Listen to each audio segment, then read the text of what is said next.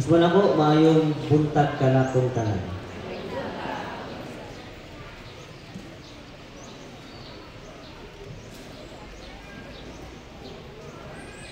Kaya katong mga gusto mo, wala pa yung mga religious items o mga sacramentals na ay available nato na diri sa kilid. Doon lang mo din ha. Ay basinon niya mo bless si Padre. Magsugod na ko sa akong topic. Unsa man ning ordinary attack. Mga ordinaryo nga atake sa atong kaaway nga mao ang yawa. Nasayod magita nga kini nga team is Office of Deliverance and Association Center. Ubanan sa atong exorcist nga pare nga si Father Darwin. Karon dili pa na mahimo extraordinary. Magsugod na siya sa gitawag og ordinary attack. Unsa man ang mga ordinaryo nga mga atake, brad? Simple lang.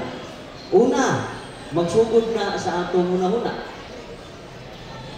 Kana bitaw usahay nga kita nga tao nagbantay ta kanunay sa mga sayop sa atong isikataw. Di ba? Pananita may inumbog mga gabi karon ninyo diha. Tinanawa di mo, sino ba yung gabi? Buntag mo. Magsugod na siya sa ginagmay-gagmay nga nahuna. Unya, nyawa ang tudhantod nga wala takahilom, wala na takabantay nga kita di ay mismo nagsige na lang tagbantay sa maong sayop. Pero wa takabantay sa atong kaugalingong sayop. Uno Tesalonica Kapitulo 3 versikulo 5, matod pa ni San Pablo. Ito basahon. Busa sa dako kong kahingawa, gipaanha ko si Timoteo aron pagsusi kung naunsa na ang inyong pagtuo. Kay nabalaka ako nga natintal kamo sa yawa ug unya makawang ang tanan namong kahagop. Sa ato pa di ay sayang ang pagwali sa mga apostoles, sayang ang pagwali sa mga santos kung magpatintal ta sa yawa. Masayang ang pag-anhin namo ni Padre kung magpatintal ta sa yawa. Di ba? Mabitaw ni isa ni sa mga highlight nga atong mabatunan o mahibaluan karon. Temptation is common to all. Sa to pa, ang tentasyon common sa tanan. Diha sa Santiago Kapitulo 1 versikulo 14. Ato basahon. Apan muabot ang tentasyon kung ang tao hayluon og ganihon sa dautan niyang tinguha, unya ang iyang daotang tinguha manamkon og manganak og sala ug ini kahingkod na sa sala magdala kini kamatayon. Minahal kong mga igsuon, ayaw kamo panlimbong. Sa ato pa di ay nagsugod ang yawang atake nato pinaagi sa ginagmay nga atake tentasyon. Unya ang sala hinahinayon og atake ta pinaagi sa tentasyon ug manamkon maglid nato into mortal sin. Sa ato pa kani mga ginagmay-gagmay nga mga sala, usahay di ay gamito ni sa yawa aron maghatod nato nga mahilayo kita sa grasya sa atong Ginoo ug makakumit kita og mortal nga sala. So mortal sin kanang sala ba nga klaro nga pagkaistorya nga maka-impierno yun sa atong kalag. Nagsugod sa ginagmay-gagmay. Example, tigrosaryo niyang gabi ay kapoy magrosaryo may pagmutan og batang kiyapo. Example, tigrosaryo cluster, tigtapok sa cluster adeko kay manglaba ko dagdag kay labunon. Magina ginana ba? Nagpalayo ta sa pag-ampo, nagkaduol ta sa mga kalibutanong mga kahilayan. Unya maglid ato ngadto sa katawag ni. Unya manganak og sala ug ini kahingkod na sa sala, magdala kini kamatayon. Nagsugod sa di kapoy grosaryo, ani ini ka Domingo, kapoy naman mo simba. Di ba? Nganong di makamusimba? gabi, nakadlawnan si kahit-kahit sa silpon, wala na. Kaya hindi ka buntag, hindi ka Domingo, di naganahan mo simba. Ya isa ra ka oras ang misa. Santos nga misa isa ra ka oras. Iti po adlaw, mao na. Maghinay-hinay na. Mao na di anya mo maghinay-hinay kadati na to. Nya. Not all temptations arises from diabolical influence. Dili di tanan nga mga tentasyon gikan sa yawa. Ang uban nagikan jud diri nato sa tunguna-una ba. We can from original sin arises the weakness of our faculties. Gikan sa lang panalundon original sin nagpamatuod nato nga aduna jud tay mga kahuyang isip na tao. Pero unsa may atong buhaton, unsa may gihatag sa atong Ginoo dinhi, mao ang mga pag-ampo. Mao ang paglig-on sa kagalingon. 6:12 sa Efeso. Pinaagi sa atong pag-ampo, makapanalipod kita sa gapos nga ipana ka nato sa yawa. Nga pangutana, kumusta naman? Kumusta naman? Tig-ampo pala kita. Kay basig nagsugod ta sa ginagmay-gagmay nga sa laba. Kung sahay mo gud, kung ingon tag, ay, swerte ko, kay wa ko mayawa kay katong silingan, giwaan dito. Nabi na yawaan din eh. Ha? Unya, ikaw nga natanaw, ay, wala ka mayawa sila nayawaan. Pero kita nga nagsurya, o katong tao nga gaysulti, why simba-simba? Why ampo-ampo? Sa unsa man paagi giatake sa yawa, magunsa man ang wa ni tagi atake sa yawa nga extraordinaryo nga atake, apan ang atong kala gihinay-hinay og humol ngadto sa kalayo sa infierno. The flesh and the world provide an abundance of temptation. Sa ato pa pinaagi sa unod o ang kalibutan. Ang naghatag og kanang abunda sa maong tentasyon. Flesh kana bitaw mahiligon ganing mga sagaran ni mga tao kaning mga laki. Makita gani chase gwapa kay mula pa ya gwapa ato ha? Tanaw. Ini tanaw na og hunahunahon na pagmayo sa maong laki. Ini uli sa balay pantay lang siya wa jud lagi kaluntan. Ini kabut sa balay sudin sa kwarto. Kana imo na. Dili na influensya sa yawa kundi imo na magulingon. Nya kani sa kalibutan world kaning kaabunda sa kalibutan pananglitan motor nangutang ka og Inmax version 2 nga motor, di ba? Unya kay giutang man nimo 3 years baka sunod tuig kinahanglan mo ligawas Inmax version 3. Unya kay natintang man ka kay naibog man si makaayo sa Inmax version 3. Kuha nangutang na pud ka. Anto lang insulta na puno na ka sa utang wa na kakabantay na tintal ka pag maayo sa mga kalibutanon ng mga butang. Example TV, nindot tong TV sa mong silingan 50 inches flat screen nga pinabaw pag adto rin do exam na nangutang. Ha? Punya pagkas December kay nagpagawas na mo pag-o na pud na flat screen. Ha? Inana gitagaan ta kaabunda nga mga tentasyon dinhi sa kalibutan. Naara nato unsahan nato pagda kay nganuman unsa man highlight kay kitang tao di ay way katagbawan. Kanus ara mo ta matagbaw? Dawata si Kristo. Taga-igluna si Kristo sa imong kasing-kasing. Dawata ang mga pulong sa Ginoo. Makaingon tag anaa katagbawan anaa sa Dios.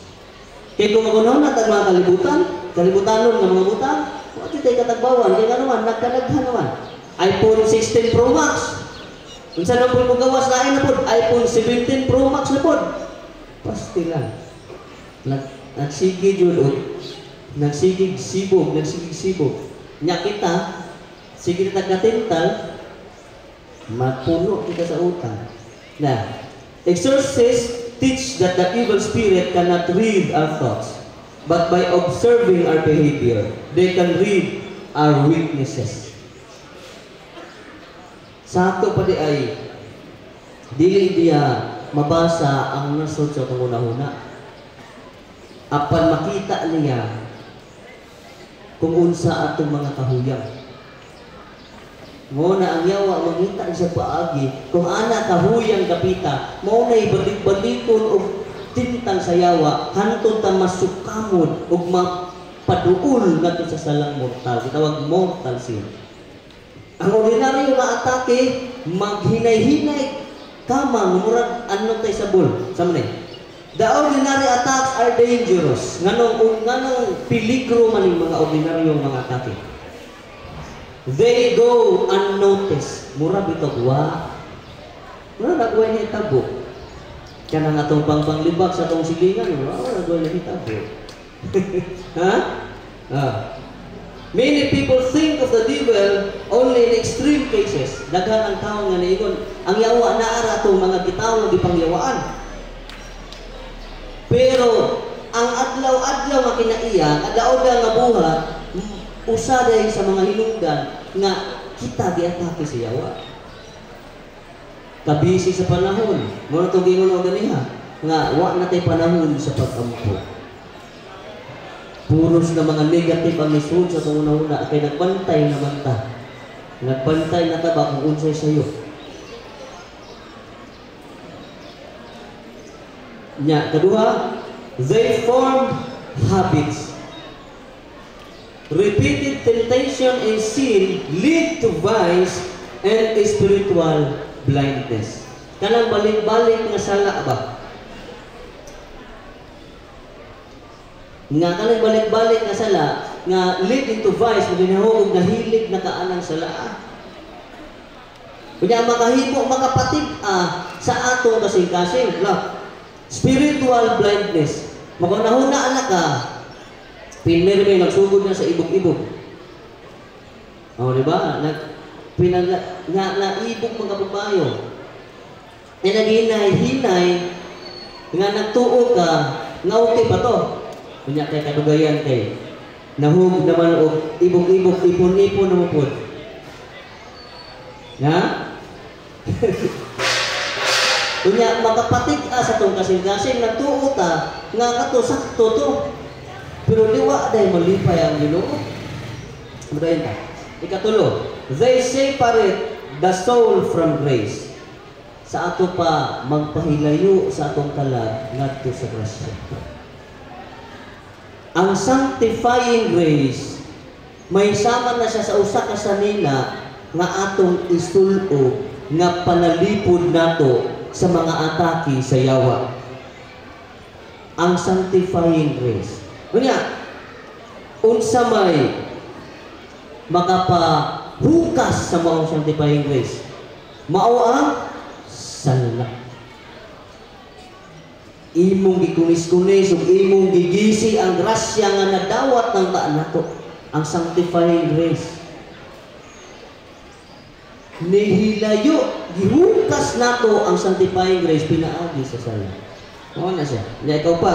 They discourage holiness.